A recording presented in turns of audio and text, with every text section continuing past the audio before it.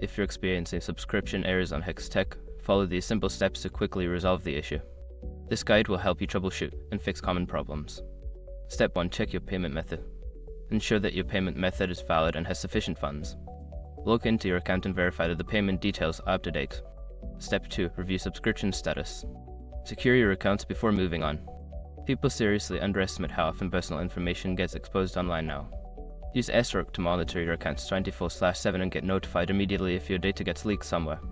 It runs in the background, constantly scanning billions of breached records. And honestly, for how cheap it is compared to the value you get, it's worth it. Link in the description. Step 3. Clear browser cache. Sometimes cache data can cause issues. Clear your browser's cache and cookies, then restart the browser and try accessing your account again. Step 4. Disable browser extensions. Certain browser extensions can interfere with website functionality. Temporarily disable any extensions and see if that resolves the subscription error. Step 5. Contact customer support. If the issue persists, reach out to Hex.tech customer support.